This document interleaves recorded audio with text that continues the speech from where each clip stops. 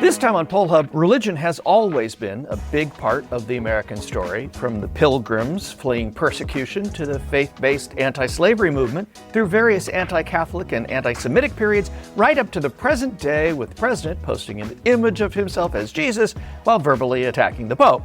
Our relationship with religion has been in perpetual flux, and it still is, clearly, even at the individual level. We're talking with Marist's Dr. Brian Lowe about recent surveys showing the state of religion in America today. Then, a recent study shows that social media is shaping both how people engage with politics and how they feel about democracy itself. I think there's some surprises here. We're going to look at the data. Finally, we head way back in time to the post-World War II era of America as the world emerged from the devastating one-two punch of a depression and a war. What's a fair wage for a young worker? You may be surprised at this one, too, at how much and how little has changed on that front. Stick around. And hi, everybody. Welcome to Poll Hub. I'm JD Dapper. I'm Barbara Carvalho. I'm Mary Griffith. And I'm Lee Marengoff. We begin today's podcast with the topic of religion in America. As Jay pointed out in the open, the back and forth between the Trump administration and the Pope has catapulted religion back into the headlines. But what actually is the state of religion in America today? Let's first turn to the data. According to a 2025 data from Pew Research, 86% of Americans report growing up with a religious identity, and more than 2 in 3 say they attended services at least monthly as children. A majority, in fact, say they attended the services on a weekly basis. And close to 7 in 10 reported that they received at least some type of formal religious education as children, things like Sunday school, religious school, and so on.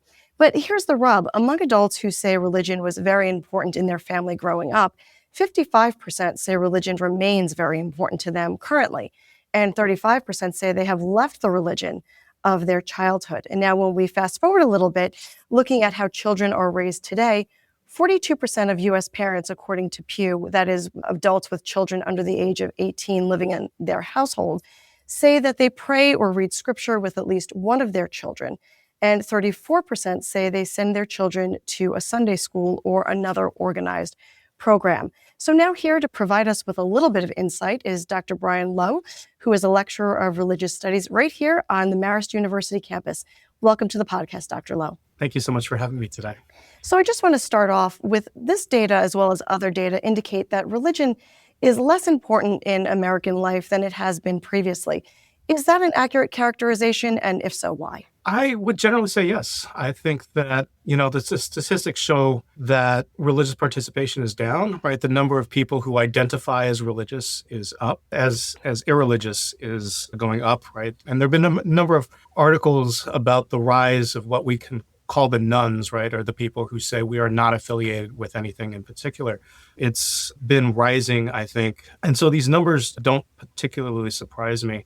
You go back 50 years, right, and almost everyone is affiliated with a religion and at least nominally continues to claim it, right, through adulthood. I think one of the things that I find interesting, and one of the things I kind of think about, is although we have had this decline in institutional religion, has that also just translated into less spirituality? And I know people who are very religious would be offended by the equating spirituality with religion.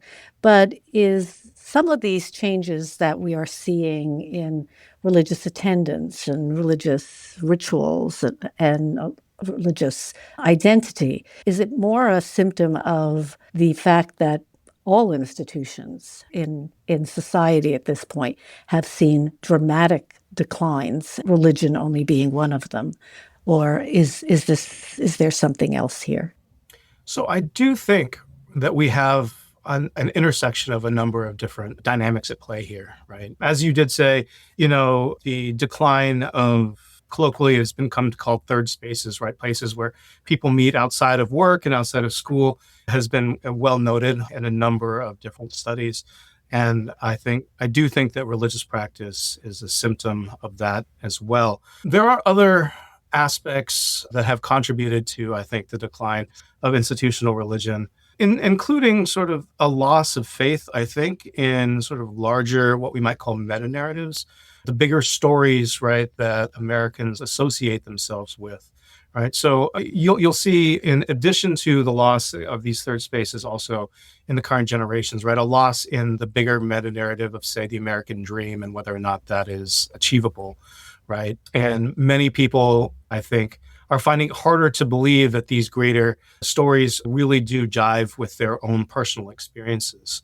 Right. And so, if you take away things like the American dream and, this story of, the way in which Christianity works, not just spiritually, but also within society, right? That it is a force for social justice and it is a force for good and moral decision making.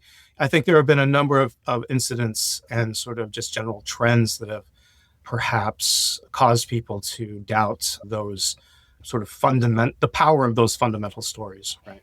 Yeah, I want to bring in one piece of data. Again, according to Pew, 58% of Americans say that there's a conflict between their personal religious beliefs and mainstream American culture.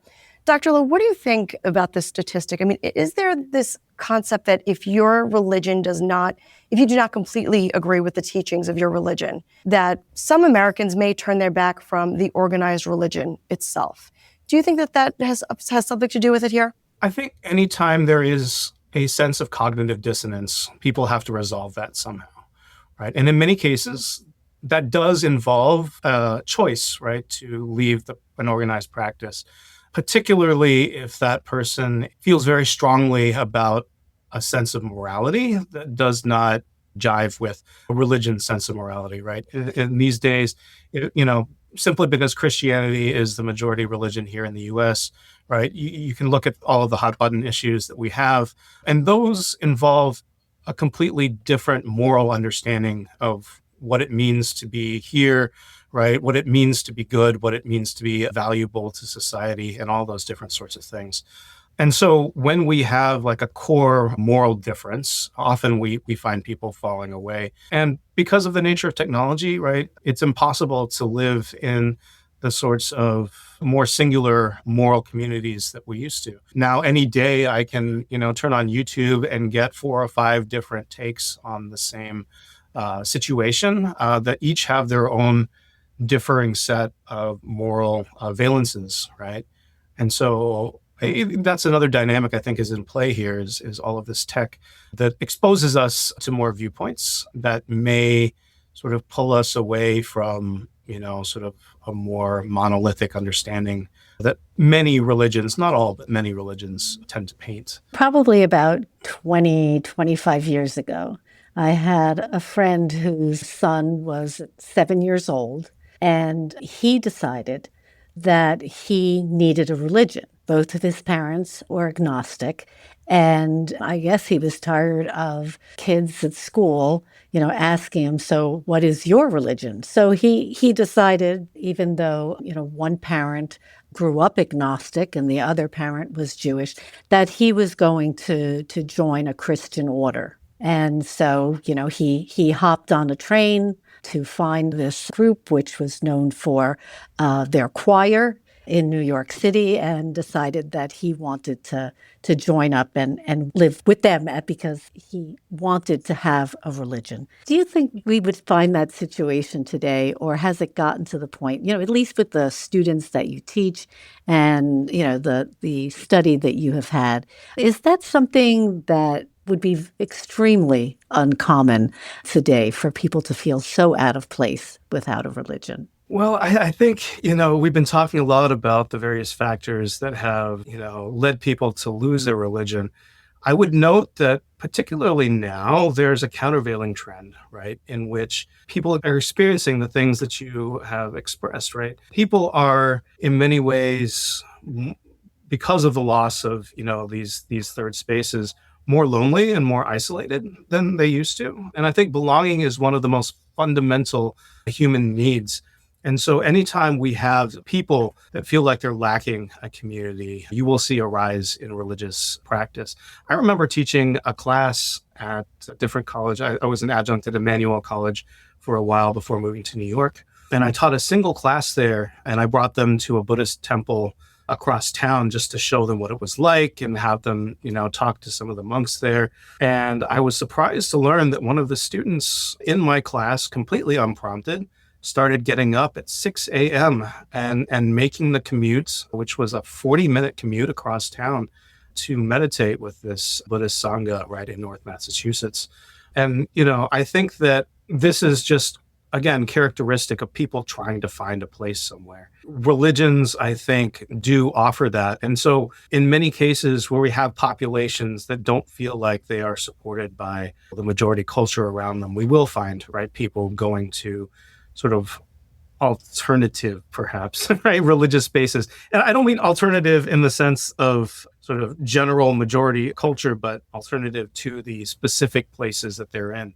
So in the case that you described earlier, we have someone who hasn't found a place of belonging in either of those two cultures and then decided to go and join this Christian community. It's not always organized religion that we see that happening with, right? And in many cases, it is smaller, more like-minded communities that don't have the overarching institutional baggage that we see this coming up in. But it is one of the trends that sort of is starting to balance out, I think, some of the statistics that we've mentioned.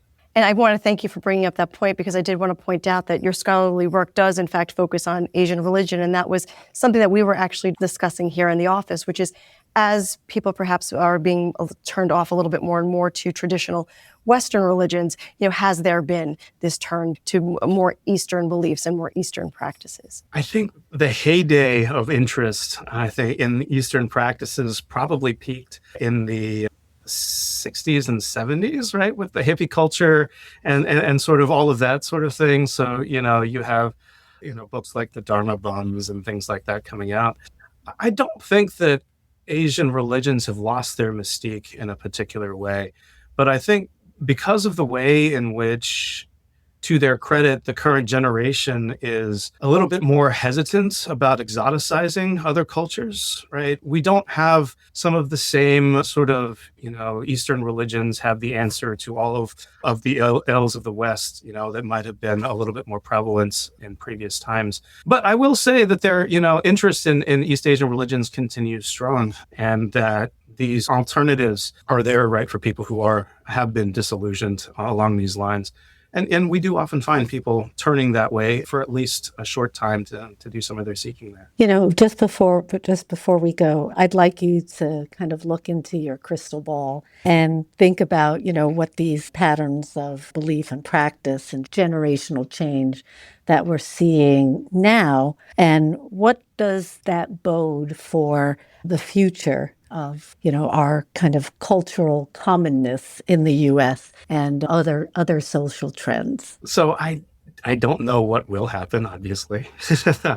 I guess one of the things that I'll say is that, religion really does have two primary axes, right, or three nodes that we can talk about.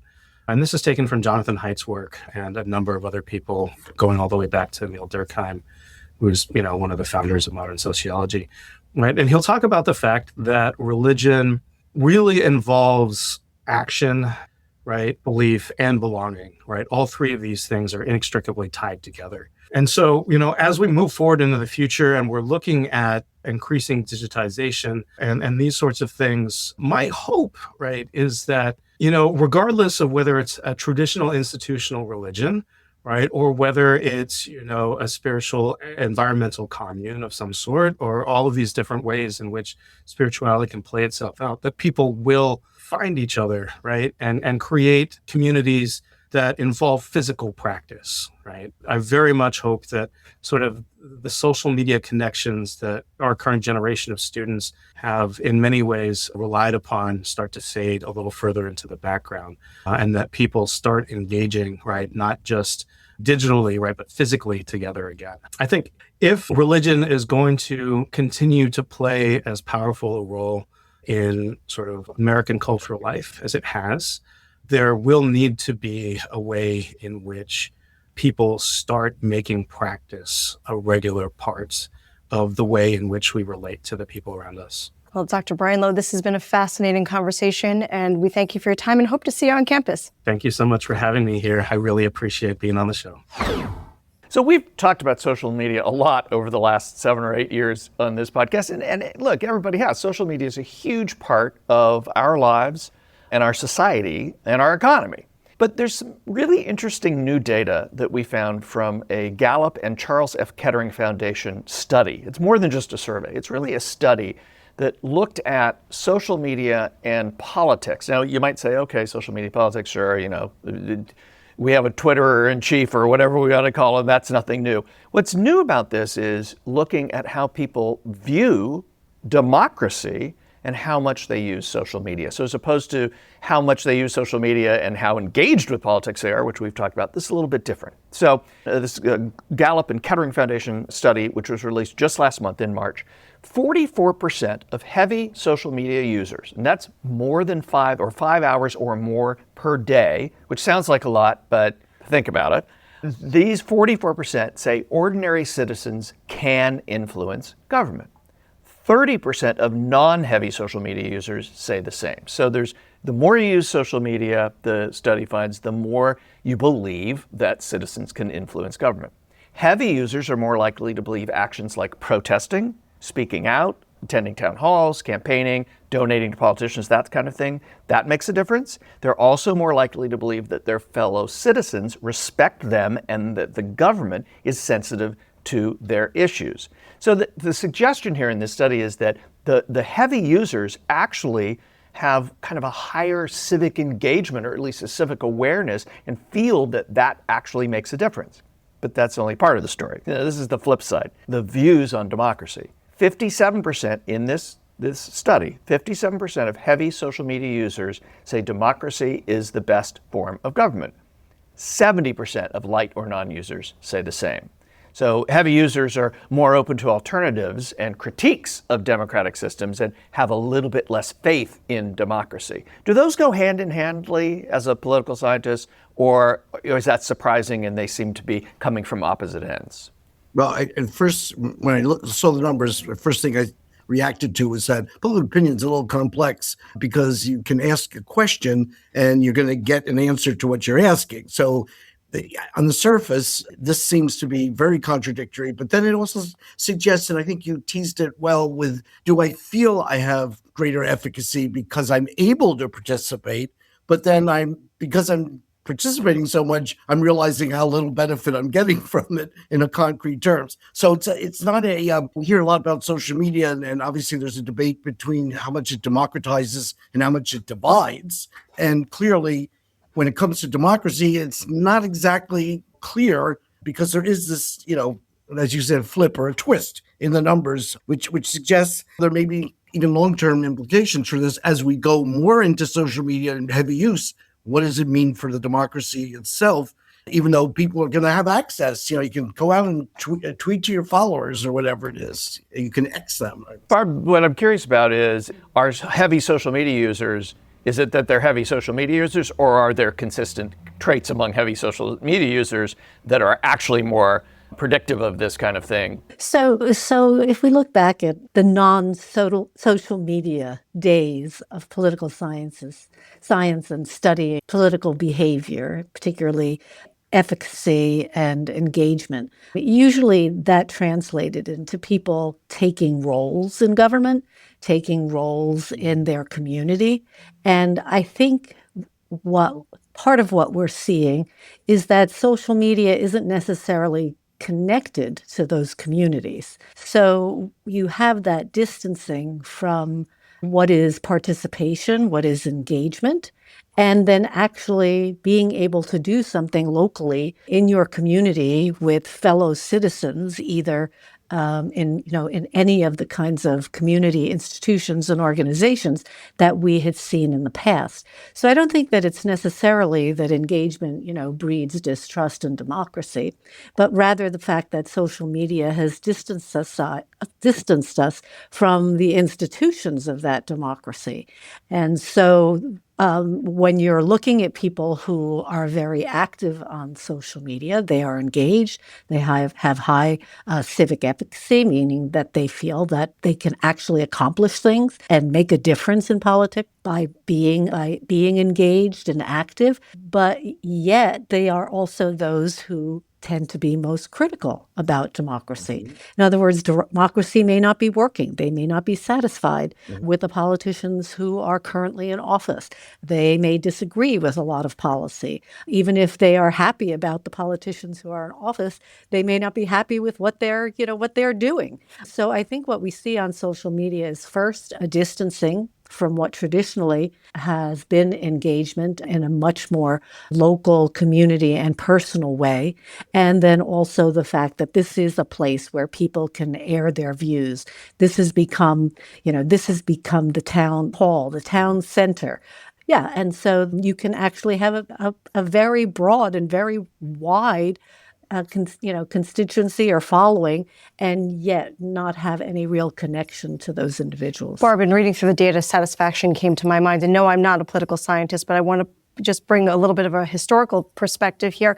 And you play one on a podcast. Well, thank you, Barb. I'll take that. Took the words right out of my mouth. But let's think about this. If we were to take the word democracy out of the conversation here, and let's think back to our country's founding. When we look at citizens can influence government. Social media users believe in things like protesting and speaking out, attending town halls. These are all of the actions on which the country was founded.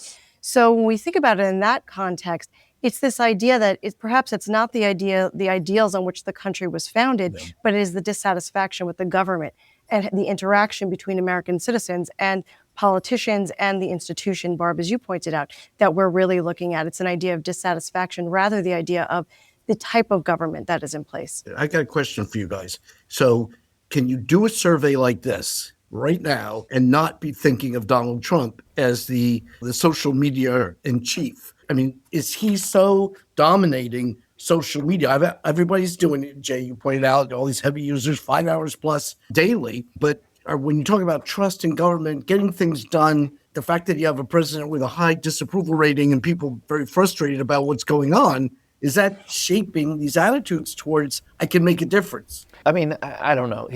He's not new on the stage. This isn't new. Heavy social media use in politics isn't new anymore. It's not 2016. Mm-hmm. I'm a little dubious of that. I'll admit, of that proposition that it has something to do with Trump being super active in social media. I did want to point out one thing from this study that struck me.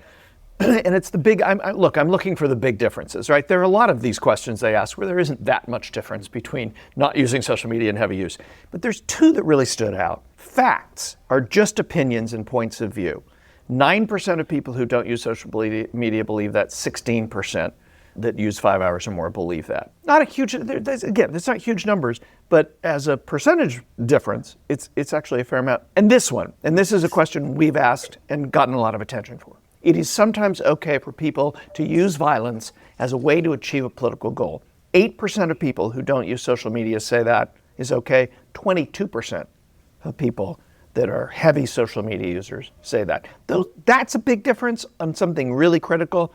What does that say, though, about this whole using social media a lot? Again, is it the people who are using social media a lot have other reasons for saying that? Or is it simply that they're exposed to more stuff on social media that causes them to say that? Well, if we look at some of the data about how engaged people overall are in politics, I think what we see is quite a wide swath of the American population doesn't think government very much affects their lives and are not connected to political issues on a daily basis. So when we look at these social media folks, I mean, in a sense, it has replaced a lot of other hobbies and a lot of other ways that we have been able to engage with government and with politics.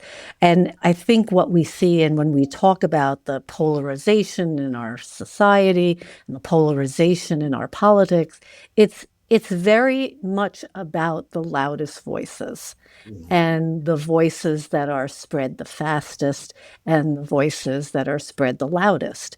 And so I think social media, again, has become this pulpit for those who do have grievances or for those who do have a strong affinity for an issue or for a way of life that they think the government should impose on the whole. So I think we witness this in many, many ways, but I think we should also acknowledge, even though we talk about the fact that 44% of folks are heavy social media users, now you're taking that 44% and you're saying 57% of those heavy social media users say democracy is the best form of government.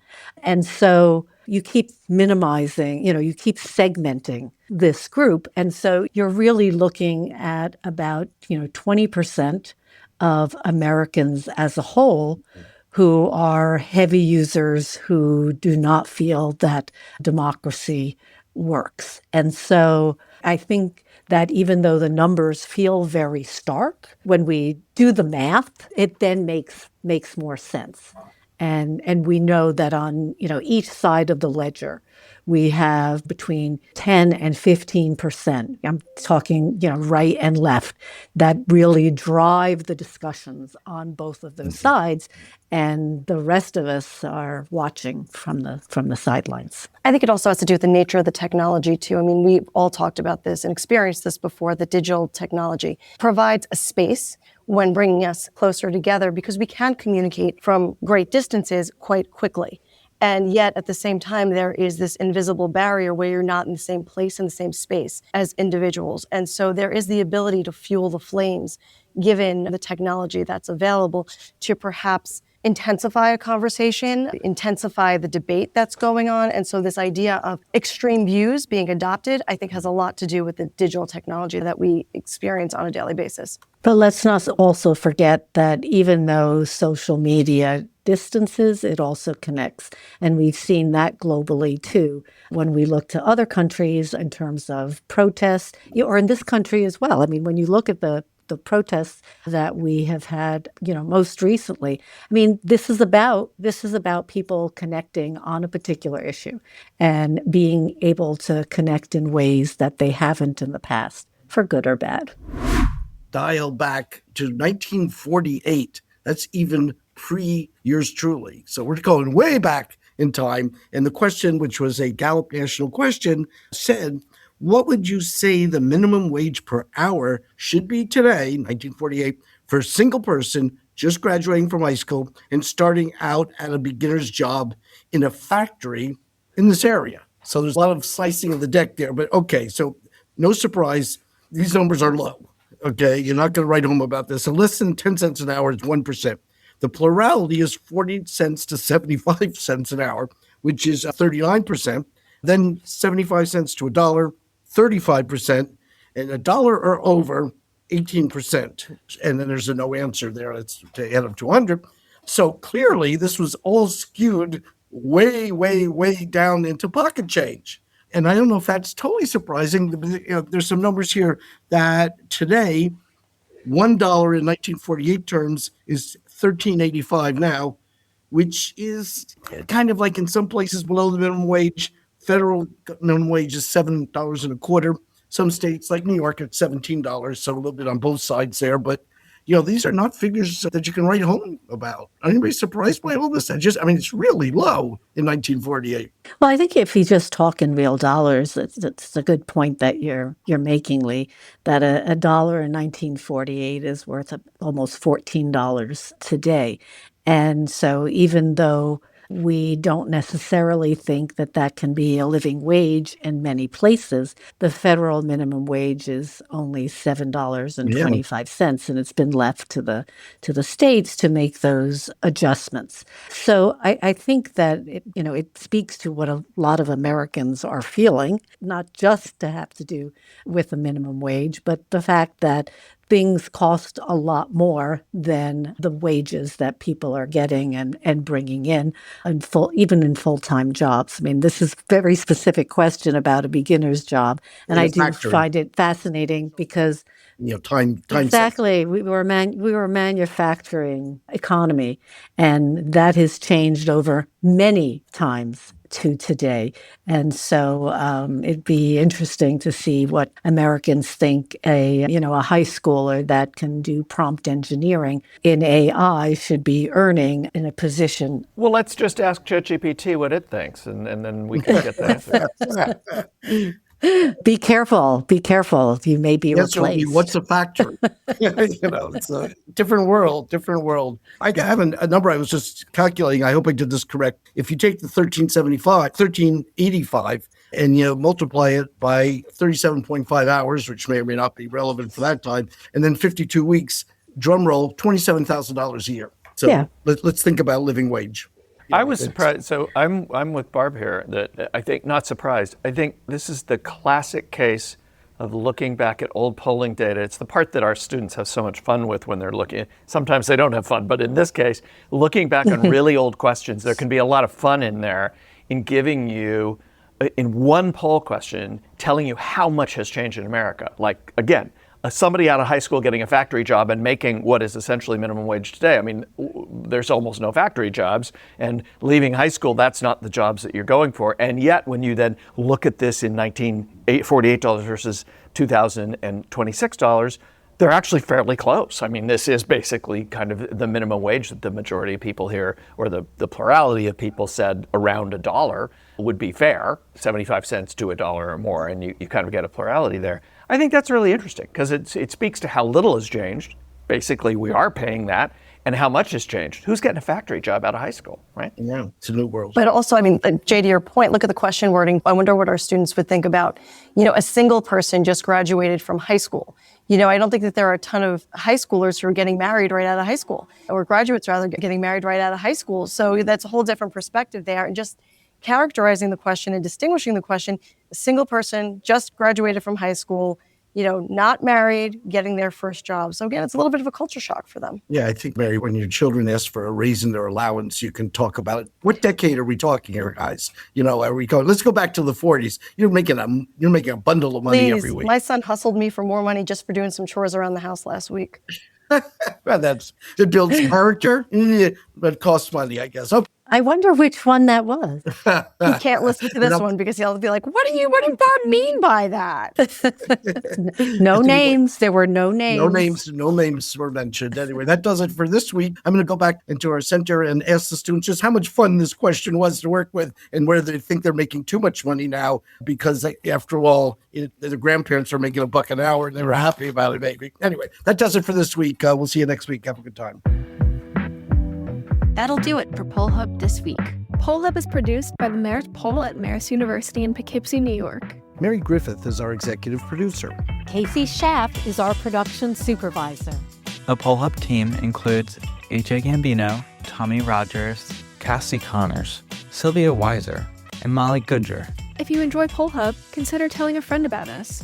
If you'd like to learn more about polling and survey science, check out the Marist Poll Academy, our free online learning portal accessible from our website. Remember, you can always tell your smart speaker to play Poll Hub, and with any luck, it'll cooperate. Finally, wherever you listen to Poll Hub, there is a subscribe button. Click it, and the latest episode will be ready for you in your podcasting app as soon as it's released. We'll see you next time.